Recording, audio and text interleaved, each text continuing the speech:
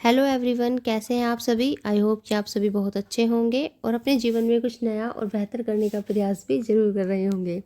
तो आइए स्टार्ट करते हैं, अपनी आज की सीरीज़ को आगे बढ़ाते हैं। देखिए, आज की क्लास का क्वेश्चन नंबर 1 हमें यहाँ पर दिया हुआ है।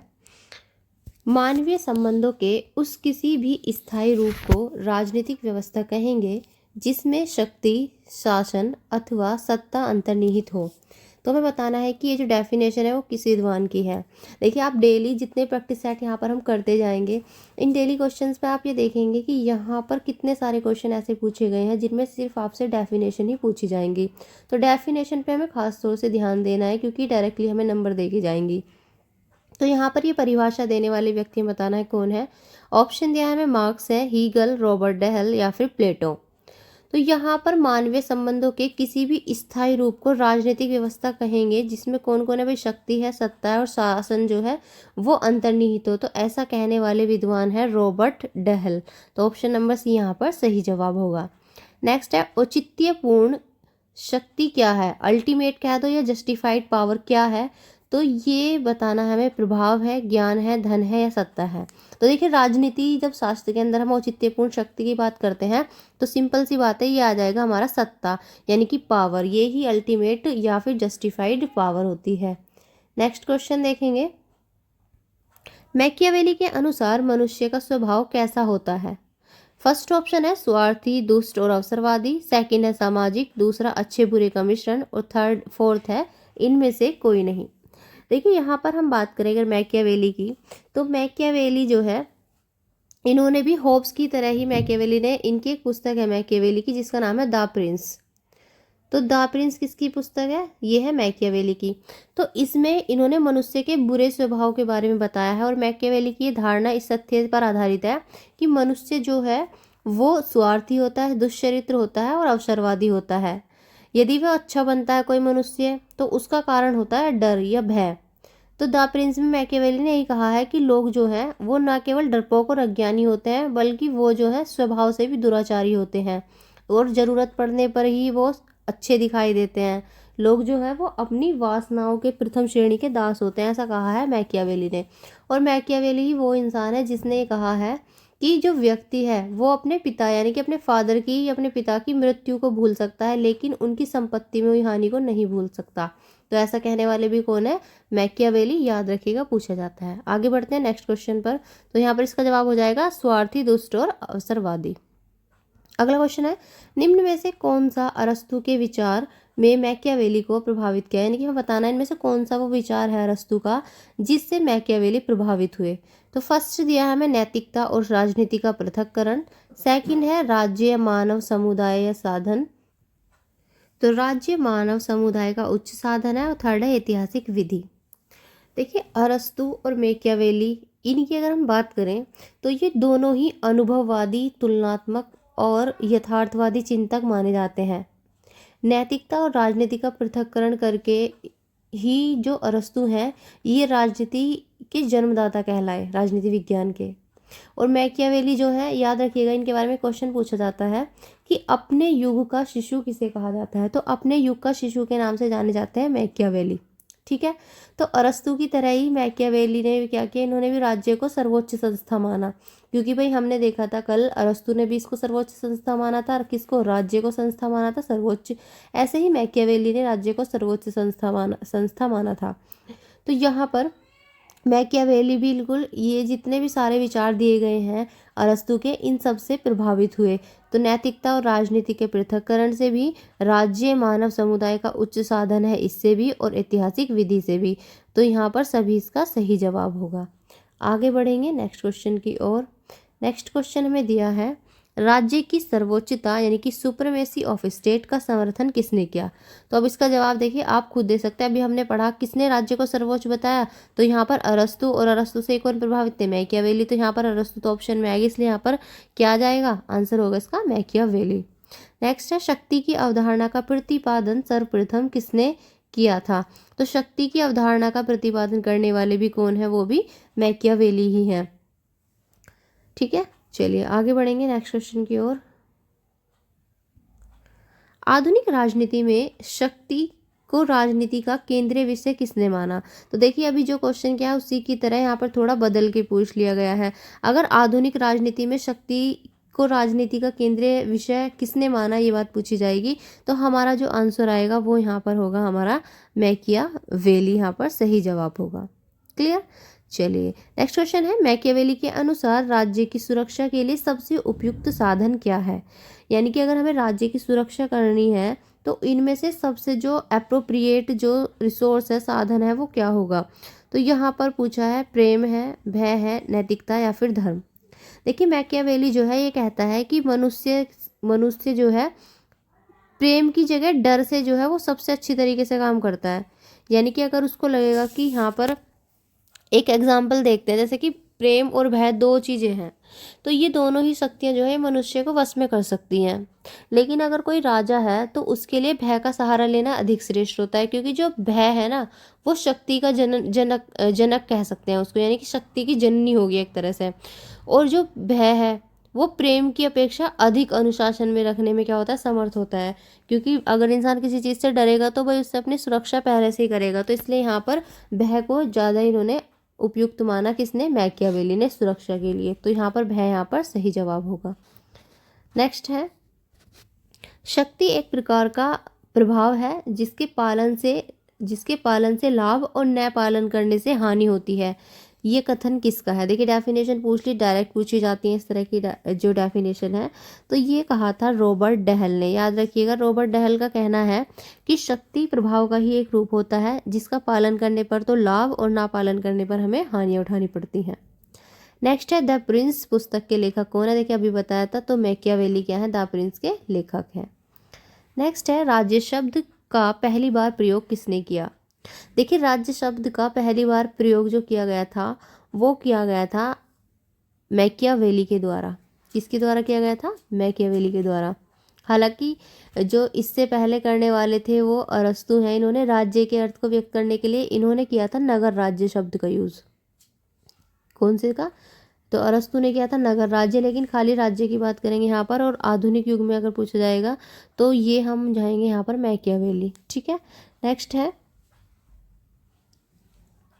राजनीतिक विचारकों में जिसने पहली बार आधुनिक विश्व में राज्य शब्द का प्रयोग किया, तो वो क्या हो जाएगा, हमारे मैकियावेली, यहाँ पर सही जवाब होगा।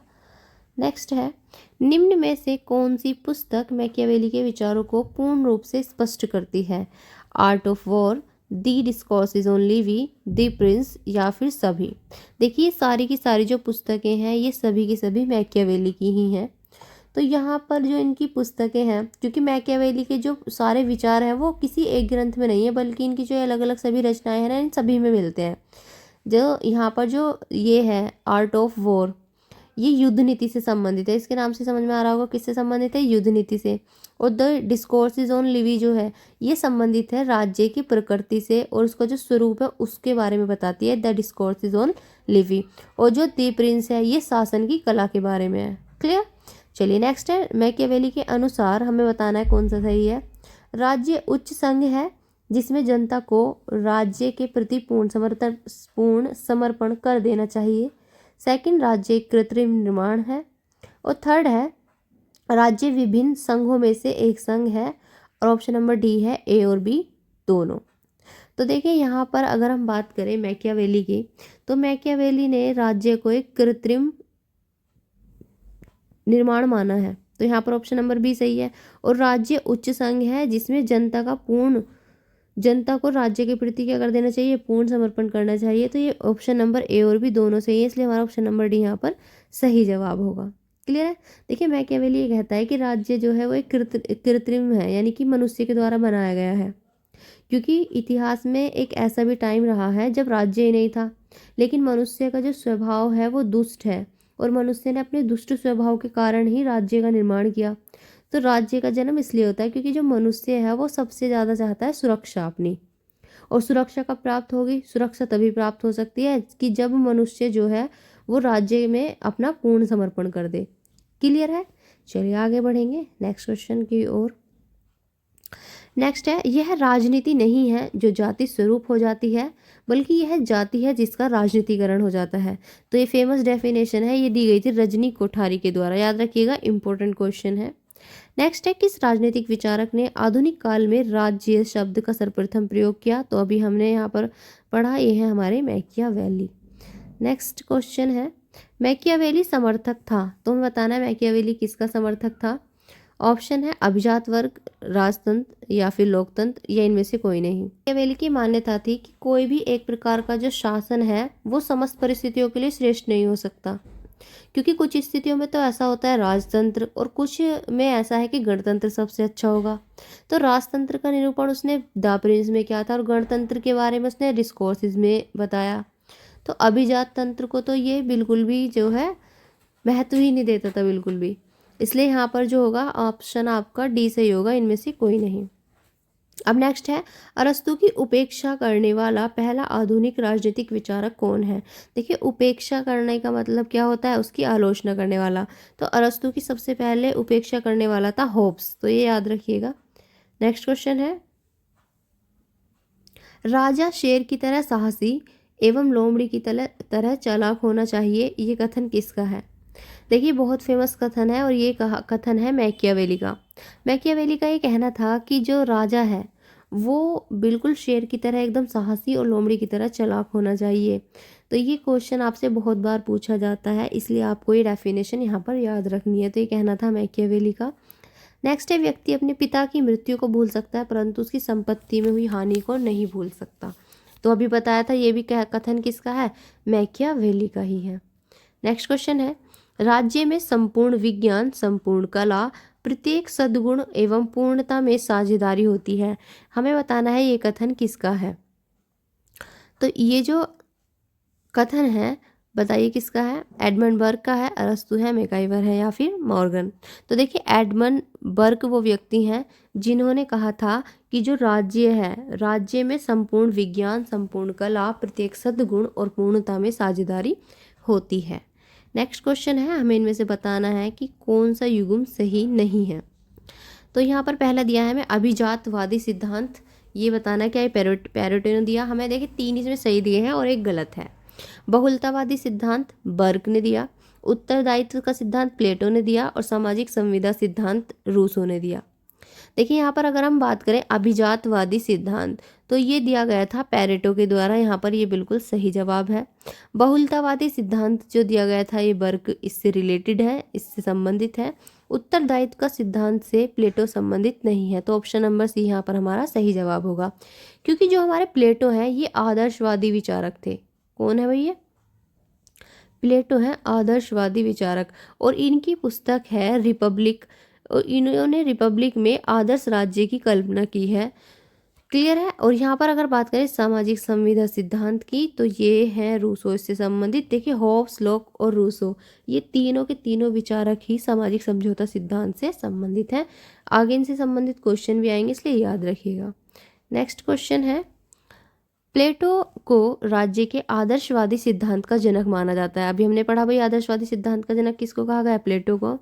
क्यों माना जाता है हमें बताना है। क्योंकि उसने नगर राज्य के आदर्शों को आदर्श बताया, ये गलत है। उसका सिद्धांत मानव प्रकृति पर आधारित नहीं है, ऐसा भी गलत है। उसने यथार्थ एवं मूल्यों के बीच द्वैत्व को स्वीकार किया, नहीं। उसने अपने सिद्धांत को अच्छाई के विचार पर केंद्रित किया, या उसके अच्छाई के विचार पर आधारित है, तो बिल्कुल ये यहाँ पर सही जवाब होगा, ऑप्शन नंबर डी। क्योंकि प्लेटो जो है, इन्होंने क्या किया, नगर राज्यों की बुराइयों को देखते हुए उन्होंने उनके समाधान के लिए कुछ अच्छे गुणों से संपन्न दार्शनिक राजाओं का समर्थन किया था, जो कि नगर राज्यों की बुराई को क्या कर सके, खत्म कर सके, समाप्त कर सके। क्लियर है?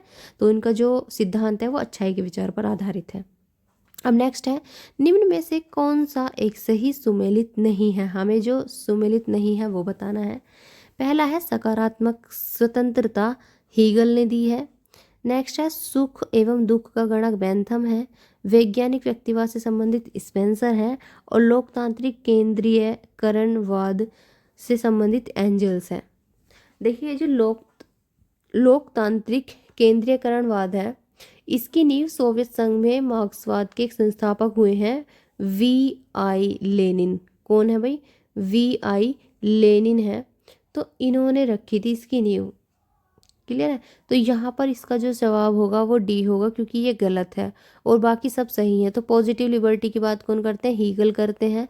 सुख और दुख की बात करने वाले यहाँ पर है बेंथम है। बेंथम कहते हैं अधिकतम सुख, अधिकतम व्यक्तियों का अधिकतम सुख की बात जो करेंगे वो कौन करेंगे, ये भी बेंथम ही होंगे। और वैज्ञानिक व्यक्तिवाद के जो प्रणेता कह सकते हैं यहाँ पर वो कौन है, स्पेंसर। तो देखिए आज की क्लास में हमारे इतने ही क्वेश्चंस हैं। फिर मिलेंगे कल एक नई वीडियो के साथ, तब तक के लिए अपना ध्यान रखिएगा। जय हिंद, जय भारत।